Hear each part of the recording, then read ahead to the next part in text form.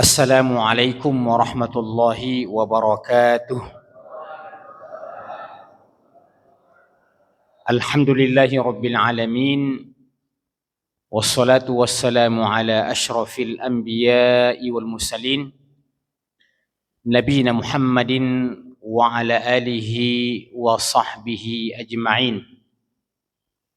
Rabbi shrah li sadri wa yassir li amri wahlul 'uqdatam min lisani yafqahu qawli.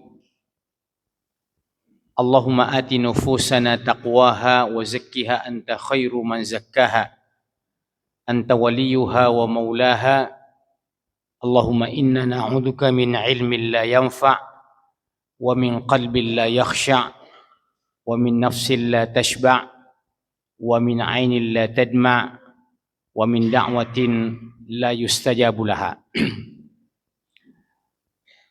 Hadirin dan hadirat jamaah salat subuh yang sama-sama dirahmati dan dimuliakan oleh Allah Subhanahu wa taala. Sebelum kita memasuki materi, yang pertama kita mengucapkan selamat kepada Bapak Lurah ya Minasaupa yang ternyata ya lurah baru kita ya di tempat ini. Mudah-mudahan ya Bapak diberikan inayah, kekuatan oleh Allah Subhanahu wa taala untuk bisa menjalankan amanah ya yang sangat berat ini. Sebab kita saja ini memimpin beberapa orang saja Pak, ya terasa kadang-kadang tantangannya. Yang saya maksudkan itu memimpin ya di dalam rumah tangga yang tidak seberapa orang, ya memimpin ya satu istri kata Pak Lurah tadi, ya. Nah, mungkin ada yang lebih, nah itu urusannya dia sendiri, ya. Tapi rata-rata kita ini ya memimpin istri, ya beberapa anak, itu sering kita mengalami ujian-ujian dalam hidup ini. Apatah lagi ya memimpin sebuah kelurahan. Ya. Berapa kakak di kelurahan di sini kira-kira Pak? Ratusannya atau mungkin ribuan Pak Lurah ya, Masya Allah. Coba yang pertama Pak Lurah ini memimpin keluarganya sendiri itu sudah membutuhkan tantangan, ditambah ya kewajiban beliau memimpin ya ribuan kakak yang ada di Minasaupa ini. Maka kita juga sebagai warga masyarakat senantiasa mendoakan pemimpin-pemimpin kita agar supaya diberikan kemudahan dan diberikan petunjuk oleh Allah Subhanahu wa taala ya untuk kebaikan-kebaikan kita ya semuanya. Kata Nabi sallallahu alaihi wasallam, kullukum ra'in wa kullukum mas'ulun an ra'iyatihi. Setiap kalian ini adalah pemimpin dan setiap kita ini akan dimintai pertanggungjawaban tentang yang dipimpinnya. Jadi kalau kita tidak memiliki kedudukan jabatan lebih daripada kepala rumah tangga, maka paling tidak itulah yang kita pertanggungjawabkan di hadapan Allah Subhanahu wa taala. Maka kita berharap ada kerjasama yang baik antara yang memimpin dan yang dipimpin, karena Pak Lurah kasihan nanti di hari kemudian itu dimintai pertanggungjawaban tentang berapa yang beliau pimpin di kelurahan Minasaupa ini. Maka ini bukan tugas ringan, ya banyak-banyak memohon pertolongan kepada Allah Subhanahu wa taala. Itu mungkin ya sedikit ucapan selamat ya dari kita semuanya. Saya juga perkenalkan diri Pak Lurah. Saya sebenarnya di sini ya sudah termasuk warga lama juga di sini, walaupun tidak tinggal di sini, ya tidak tinggal di sini, tapi insya Allah kalau jamaah yang lama ya mengenal betul kami secara pribadi karena sudah lama memberikan materi di sini, ya untuk kebersamaan kita. Baik jamaah sekalian, kita masuk dalam materi kita. Jadi ini memang saya disampaikan bahwa subuh ini insya Allah kita akan dikunjungi oleh Bapak Lurah yang baru. Maka saya memilih tema, ya ada korelasinya, ada kaitannya, sanjungan ya dan pujian Allah Subhanahu wa taala terhadap Nabi sallallahu alaihi wasallam di dalam Al-Qur'an. Jadi pujian Allah kepada Nabi sallallahu alaihi wasallam baik secara pribadi ataupun beliau sebagai pemimpin kaum muslimin. Nah, jadi di situ mungkin hubungan-hubungannya, ya, bahwa Allah Subhanahu wa taala memuji Nabi sallallahu alaihi wasallam di dalam Al-Qur'an sebagai apa saja. Jadi Nabi sallallahu alaihi wasallam itu kalau beliau kita posisikan sebagai ayah terhadap anaknya, maka inilah manusia ayah yang paling ideal terhadap anak. Kalau kita posisikan beliau sebagai seorang suami, karena beliau punya istri, bahkan banyak istri beliau, maka beliau adalah suami yang paling ideal di mata ya istri-istri beliau. Nabi sallallahu alaihi wasallam juga memiliki cucu. Ada Hasan, ada Husain yang paling terkenal. Maka beliau adalah seorang kakek yang paling ideal di mata cucu-cucu beliau. Beliau juga sebagai seorang pemimpin di tengah-tengah umat yang lebih banyak lagi. Maka beliau adalah seorang pemimpin yang ideal di mata rakyatnya, di mata warganya. Nah, saya sebutkan satu di antara pujian Allah Subhanahu wa taala kepada Nabi dalam kaitannya dengan hubungan beliau dengan orang-orang yang dipimpinnya. Allah Subhanahu wa taala mengatakan, "Fabima rahmatin minallahi lintalahum."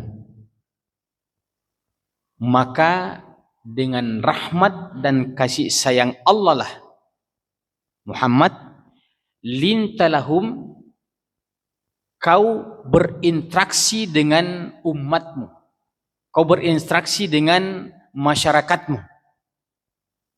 Tentu yang pertama pada waktu itu adalah masyarakat Madinah yang langsung berinteraksi dengan warganya.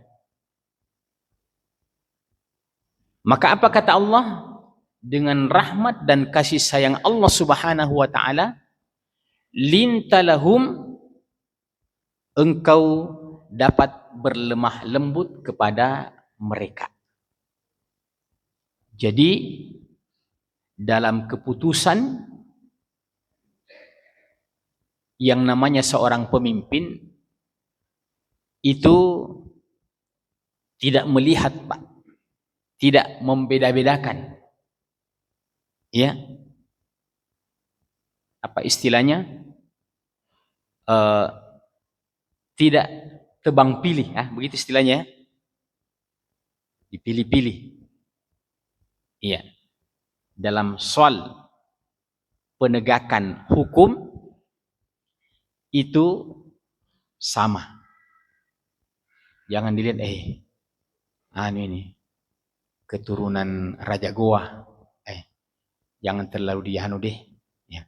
Oh ini orang Kalumanyang, jangan deh. Pokoknya sama. Apa dasar pijakannya? Nabi yang sendiri mengatakan, "Lau anna Fatimah binti Muhammadin saraqat laqata'tu yadaha." Itu penegakan supremasi hukum. Iya. Maka Nabi menyebutkan contoh penegakan hukum yang berlaku, ya, pada zaman Nabi Sallallahu Alaihi Wasallam, yaitu hukum Islam. Ya, ini Nabi sebutkan untuk memberikan sebuah pemahaman kepada seluruh masyarakat siapapun, bahwa saya sebagai pemimpin kalian ini itu tidak ada istilah tebang pilih. Siapa itu? Wah, orang kaya ini, orang banyak rumahnya, orang banyak mobilnya, orang kuat. Oh, keturunan apa ini? Tidak. Kata Nabi Sallallahu Alaihi Wasallam untuk memberikan pemahaman bahwa yang namanya aturan itu tidak tebang pilih siapapun kena yang namanya aturan. Nabi menyebutkan satu contoh. Iya. Kita ini, Pak, secara fitrah kita sangat sayang sama anak kita. Ya. Secara fitrah itu, memang fitrah itu. Manusia, setiap orang tua, apa bapak, apa ibu, itu sayang sama anaknya. Iya. Tapi Nabi Shallallahu Alaihi Wasallam mengatakan, kalau seandainya Fatimah yang melakukan satu bentuk pelanggaran besar dalam Islam ini, maka hubungan saya sebagai ayah dan Fatimah sebagai anak, ya, anak perempuan lagi, Pak, iya, yang tidak pernah kita dengarkan cerita-cerita, ya, usilnya, nakalnya, pembantahnya, ya, Fatimah itu terkenal dengan ketaatannya kepada, ya, kedua orang tuanya. Tapi apa kata Nabi? Ini adalah satu bentuk statement yang Nabi sebutkan, tapi itu sesungguhnya berlaku untuk kita semuanya. Iya, berlaku untuk kita semuanya. Apa itu? Kata beliau, "Lau anna Fatimah binti Muhammadin saraqat laqata'tu yadaha." Andaikan Fatimah, ya, karena Fatimah itu banyak, Pak. Fatimah siapa? Nabi sebutkan secara lengkap. Fatimah siapa? Fatimah binti Muhammad Sallallahu Alaihi Wasallam. Ya. Supaya tidak ada lagi persepsi lain, Fatimah siapa yang dimaksud itu? Siapa tahu Fatimah binti Bahrun Nida, Fatimah binti siapa? Fatimah binti Muhammad Sallallahu Alaihi Wasallam yang Allah utus beliau menjadi nabi dan rasul. Saraqat, andaikan, berandai-andai, Pak. Andaikan Fatimah binti Muhammad dalam kepemimpinan beliau, anak beliau sendiri yang terlibat dalam sebuah pelanggaran besar, saraqat, kedapatan mencuri. Jadi kedapatan mencuri, berandai-andai. Andaikan Fatimah binti Muhammad dalam masa periode kepemimpinan beliau, baik seorang rasul atau sebagai pemimpin kaum muslimin di kota Madinah pada waktu itu, ada anaknya pemimpin kita yang melakukan pelanggaran. Maka disampaikan kepada beliau, ya Rasulullah, ada anak tak yang terlibat pelanggaran besar. Apa itu? Sarakat, dia mencuri, kedapatan mencuri. Anaknya sang pemimpin ini. Apa kata Nabi sallallahu alaihi wasallam? Andaikan itu terjadi, betul ada anaknya Muhammad sallallahu alaihi wasallam, ada anaknya pemimpin kalian yang terlibat dalam sebuah pelanggaran besar, la qata'tu yadaha, saya sebagai pemimpin tanpa melihat mau siapa, mau ponakan, mau anak, mau sepupu, mau jauh, mau dekat, la qata'tu yadaha, aku akan menegakkan satu hukum, aku akan potong tangannya Fatimah binti Muhammad sallallahu alaihi wasallam. Iya. Jadi kalau Pak Lurah juga meminjam kata-kata ini untuk warga Minasaupa, nah, warga Minasaupa ini mulai dumba-dumba Pak, bahaya kita punya Pak Lurah ini, pokoknya dia tidak tebang pilih, mau anaknya, mau ponakannya, mau siapa. Ya. Dan itulah yang menjadikan hukum menjadi kuat. Ya. Itulah yang menjadikan hukum menjadi kuat. Di negeri kita ini kenapa hukum menjadi berantakan, Pak? Karena tebang pilih. Karena tebang pilih. Iya. Kalau paluka ayam kodong setengah mati. Ya. Puna digap penyu paluka ayam. Ya. Tapi para koruptor, ya. Nah, ini sudah mudah-mudahan yang kita tonton di YouTube itu benar, Pak. Ya. Katanya presiden kita ini sudah mulai ya bergerilya, cari-cari orang-orang yang koruptor, ya, yang menguasai sekian banyak kekayaan, ya. Ternyata ada orang Indonesia, Pak, yang menguasai tanah sampai jutaan hektar. Ya Allah, saya kodong itu beli tanah kapling, Pak, ya 10 kali 15. 10 tahun itu saya cicil baru lunas, Pak. 10 kali 15. Iya. Nah, itu pun ukuran besar sekali kalau di kota itu 10 kali 15, Pak. Ya. Ada satu orang, Pak, yang memiliki jutaan hektar, Pak. Memiliki hutan, memiliki tambang, memiliki apa. Bisa-bisanya seperti itu, Pak. Kenapa itu, Pak, terjadi? Karena pemimpin itu ketika melihat siapakah yang melakukan pelanggaran itu, oh, teman, kolega, enggak bisa disentuh hukum itu. Tidak bisa dia tersentuh hukum. Ya. Ada hubungannya dengan pemimpin. Iya. Bagus hubungannya. Tapi kalau kepemimpinan yang dicontohkan oleh Muhammad sallallahu alaihi wasallam, kalau kalian pilih saya sebagai pemimpin kalian, kalian sepakati, itu syaratnya. Saya tidak tebang pilih. Lau anna Fatimah binti Muhammadin saraqat laqata'tu yadaha. Iya. Jadi ada orang memang, Pak. Iya. Jadi bagus lagi Pak Lurah sering datang, ya, menyampaikan kepada kita semuanya, bilang, saya mau menegakkan itu, Pak. Ya, hati-hati, saya tidak tebang pilih, mau anak, mau ponakan, mau tetangga, mau siapa. Ya, kalau kita melakukan hal-hal yang melanggar kebersamaan kita,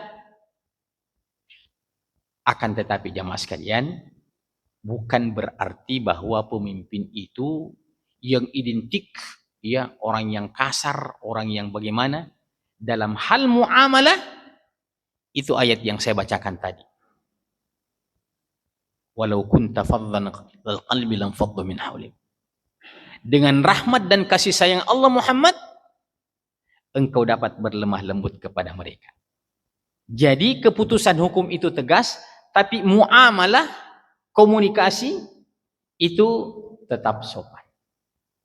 Jadi Nabi Shallallahu Alaihi Wasallam itu tetap, ya, komunikatif dengan, ya, umatnya, dengan orang-orang yang dipimpinnya. Ya. Jadi komunikasinya itu lemah lembut, tapi keputusan hukum itu tanpa melihat siapa. Iya. Kira-kira bagaimana contohnya itu, Pak? Andaikan di zaman Nabi itu ada orang di zaman Nabi, kebetulan mungkin orang besar, orang berpangkat, orang terpandang. Iya. Ini cuma sekedar bayangan saya ya. Iya. Mungkin Nabi akan datang menemui bilang, "Tabi, Pak. Ini ada keputusan, mau dipotong tangan tak?" Ya, itu kan lembut, Pak. Ya, mohon maaf Pak Di, ini sudah ada keputusan ini, ya, sudah ketuk palu ini, insya Allah hari Jumat besok itu di depannya apa namanya, halaman masjid, apa namanya, Al-Furqan ya? Al-Furqan di luar, pernah saya dulu di luar. Iya. Mau dipotong tangan tak itu habis sholat Jumat. Jadi lembut dia penyampainya, tapi keputusannya itu tegas. Maka Allah bilang, "Fabima rahmatin minallahi lintalahum." Maka dengan rahmat Allah Muhammad, engkau dapat berlemah lembut kepada mereka. Nabi itu lemah lembut ketika berkomunikasi dengan siapa saja. Walau kunta faddan ghalidhal qalbi lam faddu min hawlak. Andaikan engkau kasar Muhammad, ya, baik dalam kata-kata, maka lam faddu min hawlik, niscaya orang yang kamu pimpin itu akan menjauhi kamu Muhammad. Seorang pemimpin itu dalam komunikasi, ya, harus membuka ruang bagi semuanya, ya, untuk nyaman dia berkomunikasi, ya. Dan itu yang menjadi penyebab kita sebagai orang yang dipimpin ini mau berbicara, mau menyampaikan apa saja unek-unek, ya, kita. Bayangkan di zaman Nabi Shallallahu Alaihi Wasallam ada orang yang datang kepada Nabi Shallallahu Alaihi Wasallam itu, Pak, ya, curhat urusan yang sangat pribadi sekali, Pak, urusan yang sangat pribadi sekali, ya, saking dekatnya orang-orang yang dipimpin itu kepada pemimpinnya sampai menyampaikan urusan-urusan yang sangat pribadi. Apa kira-kira contohnya, Pak, urusan yang sangat pribadi? Iya. Mungkin ada sahabat mengatakan, "Ya Rasulullah, umurku kodong ini hampir 30 ya Rasulullah, tapi belum Pak kodong menikah." Iya, itu di zaman Nabi, Pak. Jadi pemimpin di zaman Nabi itu, ya, itu punya kewajiban untuk mencarikan jodoh warganya yang belum dapat jodoh. Jadi ini salah satu di antara tugasnya Pak Lurah ini, mencarikan jodoh yang belum punya jodoh. Iya. Atau yang sudah menikah tapi mau menikah lagi. Itu sekedar intermezzo supaya ibu di belakang itu tidak mengantuk. Iya, biasanya kalau urusan seperti ini, biasanya itu seru. Iya. Itu adalah Nabi Sallallahu Alaihi Wasallam yang selalu memberikan perhatian kepada umatnya dalam urusan-urusan sepele pun, dalam urusan-urusan pribadi pun. Ya. Ada orang di zaman Nabi Sallallahu Alaihi Wasallam, ya, yang mengatakan, "Surah, habis gandumku kodong." Coba, itu namanya pemimpin, Pak, beratnya, karena selalu kita yang didatangi. Kalau kita hari ini, Pak Lurah, labus ke berasaku. Pak Lurah harus siap untuk menerima itu. Jadi Pak Lurah tidak langsung, "Kau tahu kalau urusan beras, kau tahu yang ngurus ki." Bagaimana maksudnya? Penduduk Minasa Upa ini bisa meningkatkan, ya, kesejahteraan. Apa yang bisa dibuka di sini? Adakah usaha-usaha yang berupa usaha kolektif apa dan lain sebagainya? Itu contoh-contoh saja. Jadi pemimpin di zaman Nabi Sallallahu Alaihi Wasallam itu, kita bisa mengatakan bagaimana dekatnya para sahabat kepada Nabi itu, kira-kira seperti antara anak dengan ayah yang saya sebutkan tadi. Antara anak dengan ayah. Ya. Bagaimana anak itu?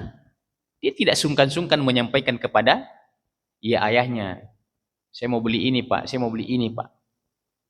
Ya, itu segera contoh saja bahwa kita harus membangun komunikasi, relasi antara pemimpin dengan yang dipimpin. Ya. Dan tidak ada hal-hal yang ditutupi dalam kebersamaan kita, ya, selama permasalahan itu adalah permasalahan yang berkaitan dengan kemaslahatan orang banyak, kemaslahatan orang banyak. Ya. Maka Allah Subhanahu wa taala mengatakan pada Nabi sallallahu alaihi wasallam, laqad kana lakum fi Rasulillahi uswatun hasanah.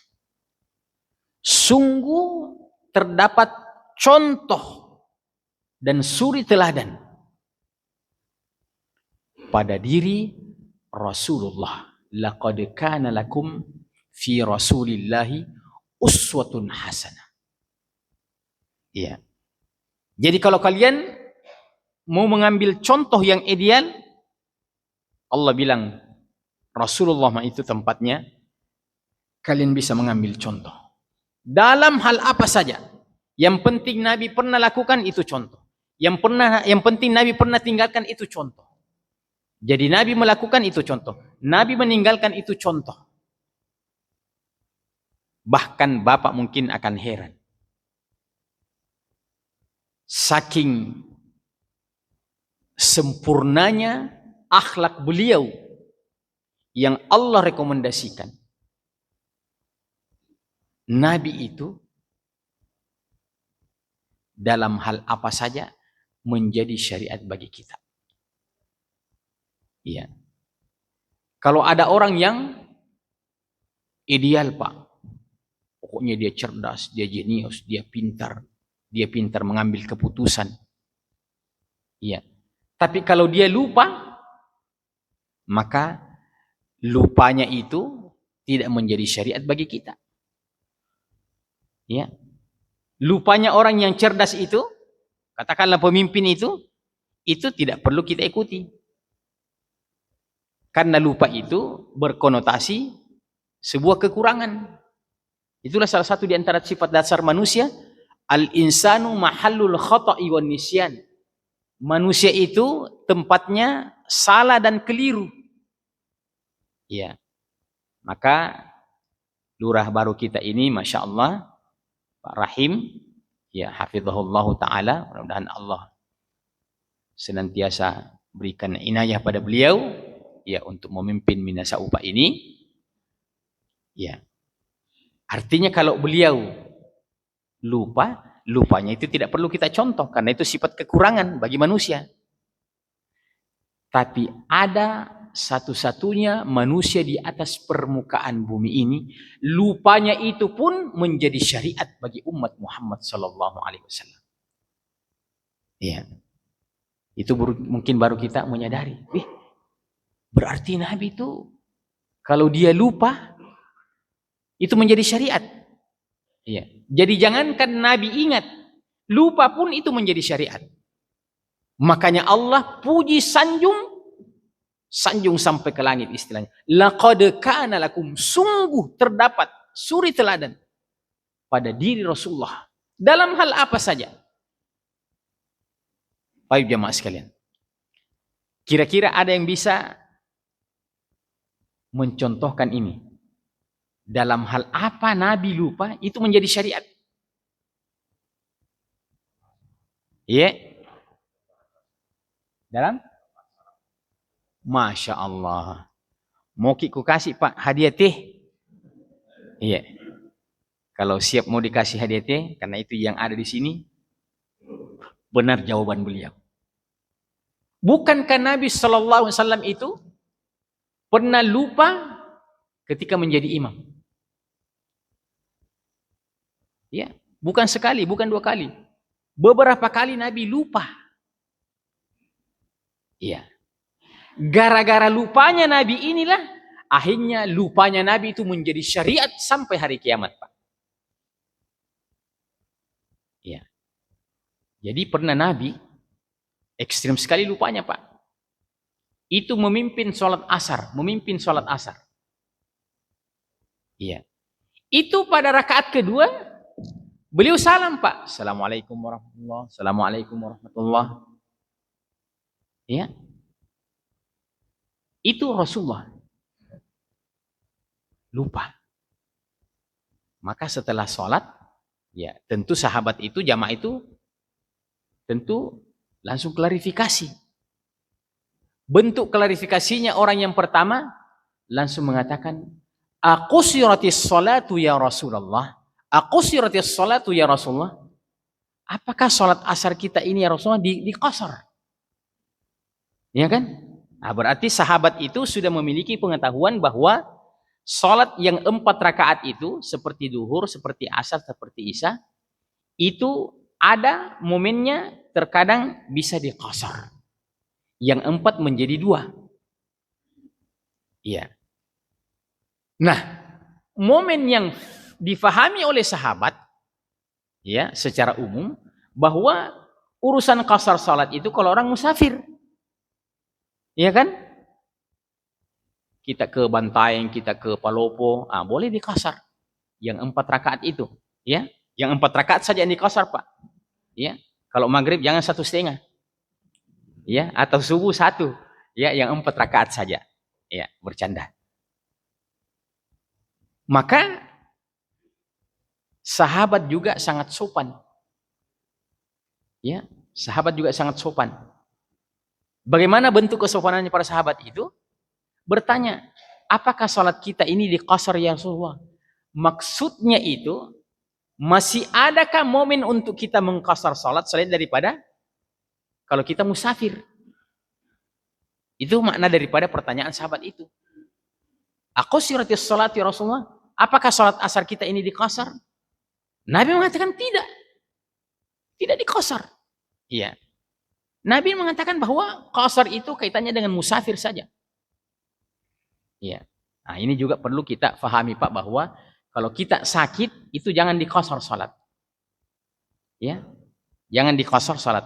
Bagi orang musafir saja yang mengqasar salat. Yang ada kemungkinannya bagi orang yang sakit itu ada kemungkinan adalah menjamak salat. Tapi kalau qasar itu bagi orang yang musafir saja. Jadi terkadang ada jamak, tidak ada qasar. Terkadang ada jamak, tidak ada qasar. Tapi terkadang ada jamak, ada juga qasar. Artinya berkumpul. Seperti orang musafir, jamak qasar. Tapi terkadang ada qasar, tidak ada juga jamak. Terkadang ada qasar, ada juga tidak ada jamak. Terkadang Rasulullah itu mengqasar saja dan tidak menjamak. Terkadang Nabi menjamak dan mengqasar. Ya.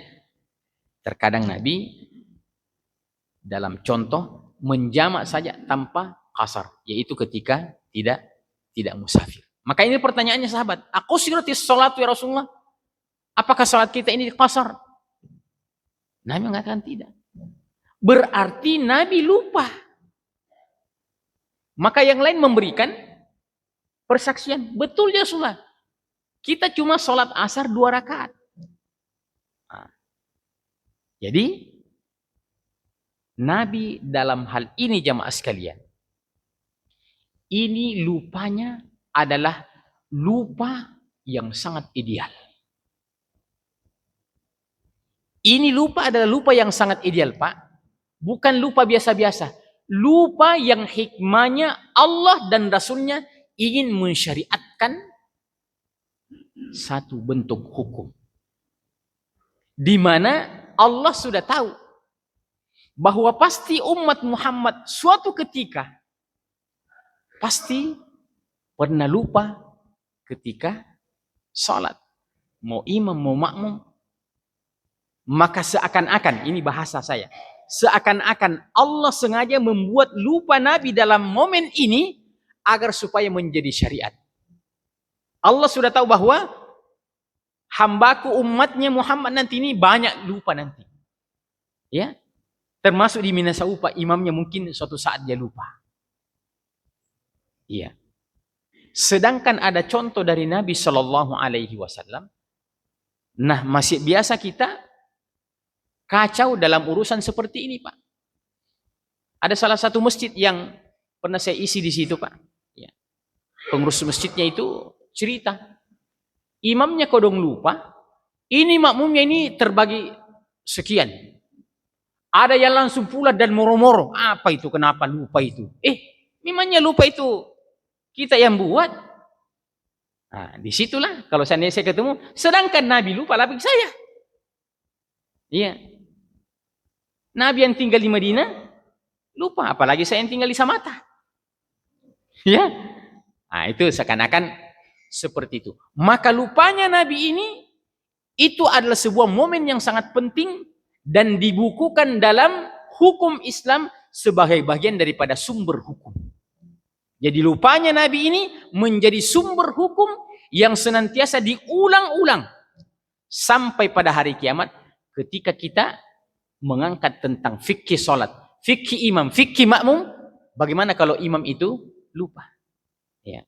Kalau imam itu lupa, ya, tidak usah marah-marah. Kenapa kita lupa Pak Imam? Karena lupa itu bukan keinginan kita.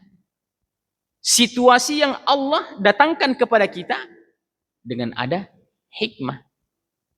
Nah, saya lanjutkan cerita tadi tentang bagaimana proses selanjutnya ketika Nabi lupa itu. Ya.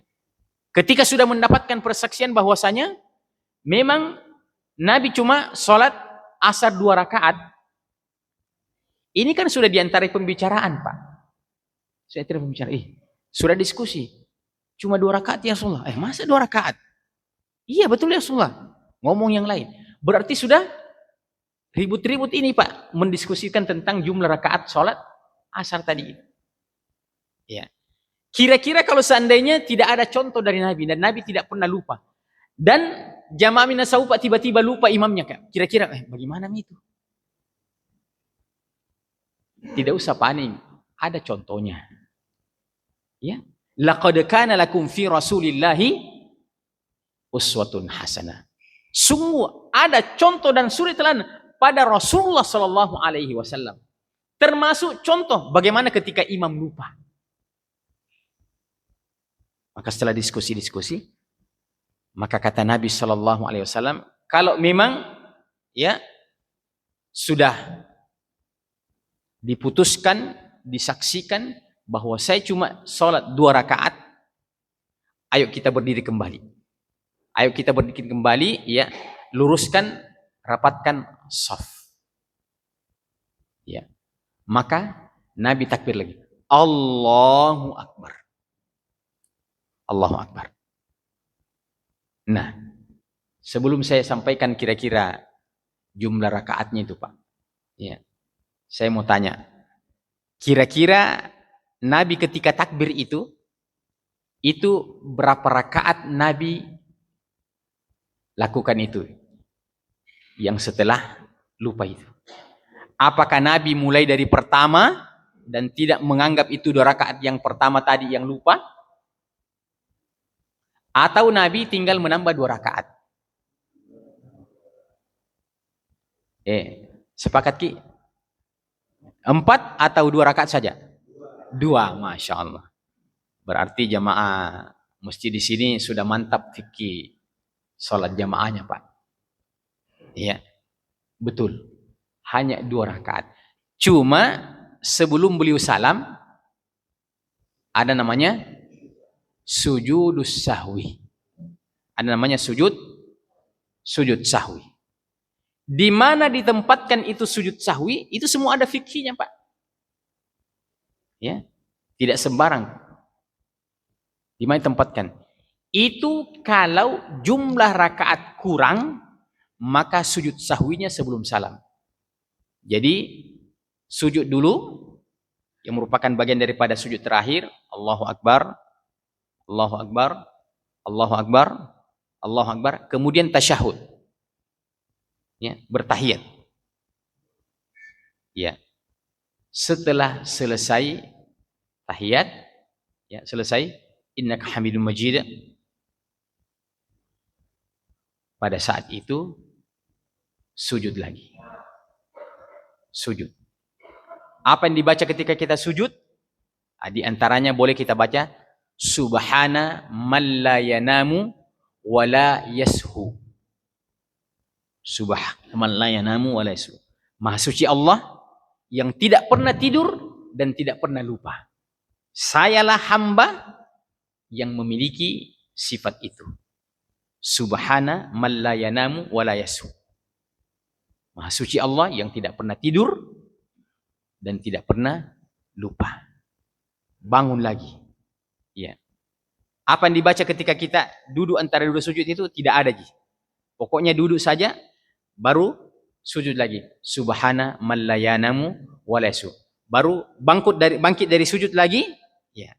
Setelah bangkit dari sujud kita langsung salam. Tidak lagi yang baca-baca. Assalamualaikum warahmatullahi wabarakatuh. Assalamualaikum warahmatullahi. Ya. Tapi kalau umpamanya Pak Imam, katakanlah kita contohkan tadi sholat asar itu yang jumlahnya 4 rakaat. Jumlahnya 4 rakaat. Sudah rakaat keempat, yang mestinya sudah duduk, tiba-tiba Pak Imam mau berdiri lagi. Ya, dia kira belum cukup rakaatnya. Berarti ini mau berencana mengambil rakaat kelima. Berarti Pak Imam ini lebih jumlah rakaatnya.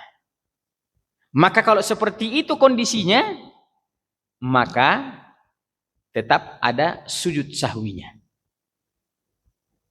Tetap ada sujud sahwinya. Iya.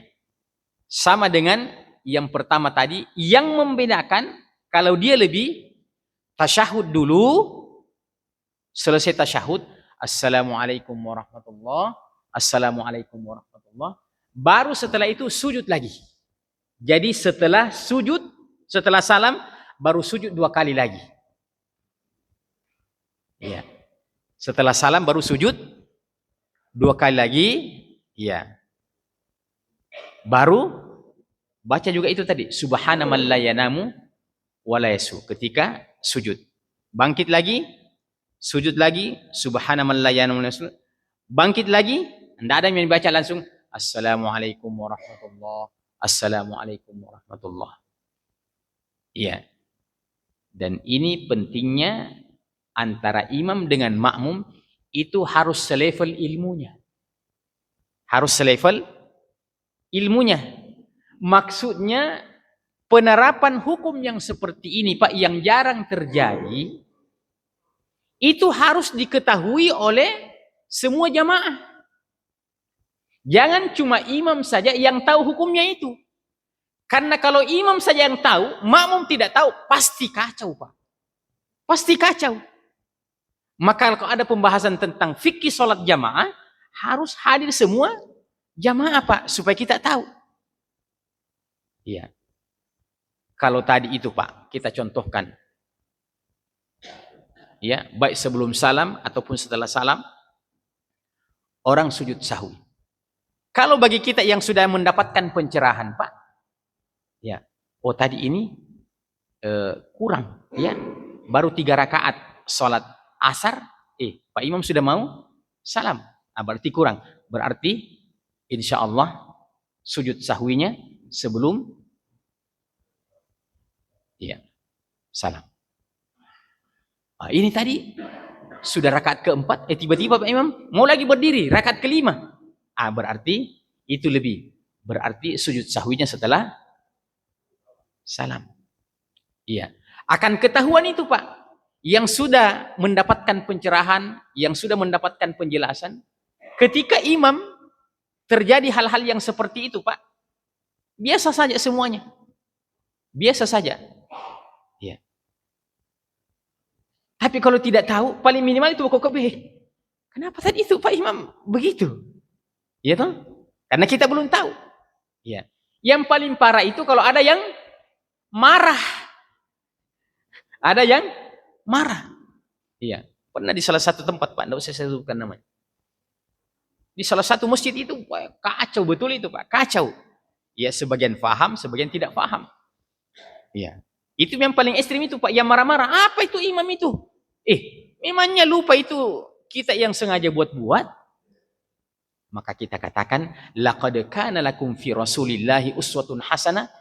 Itu dalam segala hal ada contohnya dari Nabi Sallallahu Alaihi wasallam. Kemudian ayat yang kedua, ayat yang terdapat di dalam surah Al-Qalam yang memuji tentang akhlak Nabi sallallahu alaihi wasallam.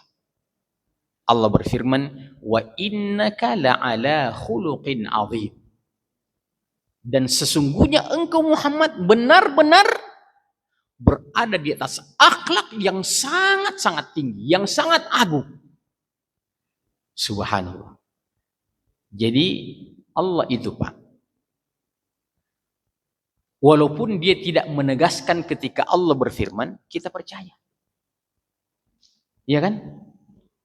Allah bilang, ada nabi di masa lalu, namanya Nabi Nuh. Inna arsalna Nuhan ila qaumihi an anzir qaumaka min qabli an ya'tiyahum adzabun alim. Allah pernah membangkitkan, mengutus seorang nabi namanya Nabi Nuh. Dan itulah antara Adam ke Nuh. Jadi nabi yang Allah bangkitkan setelah Adam itu Nabi Nuh. Nabi yang pertama. Allah telah mengutus Nabi Nuh. Berapa lama Nabi Nuh berada di tengah kaumnya? Allah tidak menegaskan, cuma menceritakan. Falabitha fi qaumihi alfasanatin illa khamsina aman. Nabi Nuh itu berada di tengah-tengah kaumnya berdakwah 1000 tahun kurang 50. Begitu bahasa Al-Quran. Berarti 950 tahun. Iya. Ada di sini yang sudah berumur 100 tahun, Pak? Belum ada, Pak. Mungkin tidak indah muslim, Pak. Iya. Atau lama di kuburan. Tapi di zaman itu umat itu panjang-panjang umurnya, Pak. Termasuk Nabi Nuh itu masa berdakwanya saja itu Allah sebutkan dalam Quran 950 tahun. Kira-kira kita bayangkan itu kalau seandainya Nabi Nuh umur 950 tahun datang ceramah di sini, Pak. Kira-kira berapa penampilan itu? Itu mungkin untuk ukuran umat pada waktu itu masih kuat. Ya. Tapi kalau ada orang di zaman kita ini 100 tahun umurnya, ya, biar tinggal di Minnesota, ya, orang Palopo tahu bilang ada itu di Minnesota, orang 100 tahun umurnya pasti viral, Pak. Tapi di zaman itu biasa-biasa saja. Ya. Nah, ini ada saya mau ambil pelajaran sedikit di sini. Umat Muhammad itu kata Nabi sallallahu alaihi wasallam, "A'maru ummati baina sittina was sab'in." Kalau umur umatku yang beliau sendiri yang Allah contohkan pada beliau, umur umatku ini kata Nabi, ma baina sittina was sab'in. Rata-ratanya itu ya 60-70. Itu kisaran-kisaran di situ kita. 60-70 maksudnya bisa kurang dari 60, ya. Bisa lebih-lebih sedikit, ya. Tapi tidak mungkin sampai 200 tahun. Ya. Kalau sudah 80 tahun itu, ya, kita langsung dicap lansia. Sudah lansia, lanjut usia. Maka Allah sebutkan itu. Nah, umur umat terdahulu itu ratusan tahun, bahkan ribuan tahun. Umat Muhammad rata-ratanya 60-70. Sekarang kalau kita mau bertanya, di mana letak keadilan Allah Subhanahu wa taala dalam persoalan pemberian umur? Logikanya kalau orang panjang umurnya banyak juga amalnya. Iya kan? Kesempatan untuk beramal itu lebih banyak. Berarti lebih berpeluang untuk cepat masuk surga. Kalau umat Muhammad umurnya sedikit. Kalau kita ingin bandingkan dengan umurnya umat yang terdahulu, di sini seakan-akan kita bisa mengatakan, wah, ada unsur ketidakadilan di sini. Sebentar sekali jika kodong kita ini beramal, namotongki surga, dan pasti semua menginginkan surga Firdaus. Ya, itu surga yang paling tinggi, Pak. Ada enggak di sini, Pak? Dia bilang, saya Ustaz target ke kodong bukan jam begitu. Yang penting surga, biar yang paling di bawah, yang penting surga.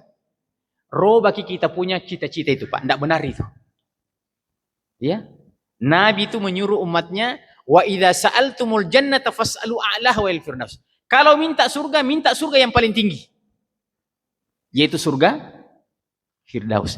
Nah, bagaimana caranya kita ini mau menyanyi umat yang terdahulu yang umurnya ribuan tahun, sementara kita ini 60-70 tahun. Disinilah jamaah sekalian, kita harus memahami bahwa umur waktu yang Allah berikan pada kita ini, Allah berikan keberkahan. Allah berikan keberkahan. Ada 3 itu aspek yang berkah untuk umat Muhammad. Yang pertama, amalannya berkah. Yang kedua, waktunya berkah. Yang ketiga, tempatnya yang ditempati beribadah itu berkah. Apa contohnya, Pak? Cari tempat yang berkah, yang walaupun sebentar kita beramal tapi berkah. Nabi bilang sholat jamaah ya di masjid itu dilipat gandakan menjadi 27 derajat. Itu keberkahan tempat, Pak. Itu adalah keberkahan tempat. Jadi karena kita sholat di masjid, itu diangkat derajatnya. Kalau berkali-kali kita melakukan itu, Pak, 27, 27, 27, ini kalau kita hitung dengan amalnya Nabi Nuh dengan umatnya, mungkin kita lebih di atas dibandingkan dengan umat Nabi Nuh alaihissalatu wassalam. Jadi betul, umur kita sedikit, tapi ada pelipat gandaan amal dalam beberapa aspek. Kaitannya dengan waktu, kaitannya dengan tempat, kaitannya dengan amal. Nabi bilang, raka'atul fajri khairum minad dunya wa fiha. 2 rakaat salat sunat subuh sebelum qomat itu lebih baik dibandingkan dunia dengan seluruh isinya. Itu berkaitan dengan keberkahan waktu. Itu berkaitan dengan keberkahan waktu. Iya, salat di Masjidil Haram 100.000. Itu berkaitan dengan keberkahan tempat.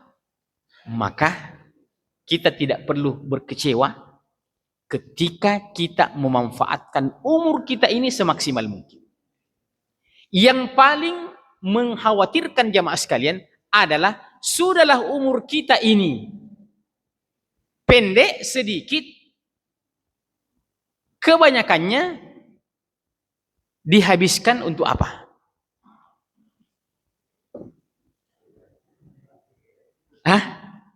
Dihabiskan untuk ini, Pak. Iya. Masya Allah. Semua dia lihat, semua dia dengar. Iya. Satu-satunya yang tidak dia lihat, satu-satunya yang dia tidak dengar adalah bacaan Quran. Nah, ada di sini 30 juz, Pak. Iya. Satu-satunya itu yang dia tidak pernah buka adalah mau dengar-dengar baca Quran dulu deh. Moshe ini, Moshe ini, Moshe ini. Sekarang ini, Pak, Moshe siapa saja di seluruh dunia bisa kita lihat, Pak. Yang belum pernah lihat langsung Imam Masjidil Haram bisa kita lihat. Tinggal ketik saja Syekh Sudais. Oh, ternyata begini orangnya, Syekh Sudais. Syekh Hudayfi di Madinah. Oh, ternyata ini orangnya, Masya Allah. Itu Syekh Hudayfi, Pak. Sudah sangat senior memang ketika saya masih di sana tahun 90-an. Iya. Subhanallah. Ternyata, ya, sampai detik-detik terakhir itu, ya, beliau, ya, masih tetap, ya, terakhir 2000 berapa saya umrah? 2023 saya umrah. Itu beliau masih memimpin sholat. Sudah sangat uzur sekali beliau. Allah berikan umur pada ya beliau. Maka ketika umur kita ini sederhana, tapi kita memanfaatkan semaksimal mungkin, itu dapat melampaui kualitas umur umat-umat yang terdahulu. Tapi kitalah orang yang paling merugi, umur kita sudah pendek, ya. Tapi kebanyakannya dipakai untuk apa? Ya. Dipakai untuk, ya, apa itu yang paling seru sekarang ini? Judol, pinjol. Nah, itu ternyata itu satu paket itu, Pak. Itu kalau orang sering pinjol, biasanya juga itu di sampingnya ada judol. Nah, ini menjadi masalah nasional, Pak, pada hari ini, Pak. Subhanallah. Bisa seperti itu. Ini saja mungkin yang saya bisa sampaikan, Pak. Ya, karena hari ini masih hari kerja. Saya akhiri dengan doa, dengan kafaratul majlis. Subhanakallahumma hamdika asyhadu an la ilaha illa anta astaghfiruka wa atubu ilaik wa akhiru da'wana alhamdulillahi rabbil alamin. Wassalamualaikum warahmatullahi wabarakatuh.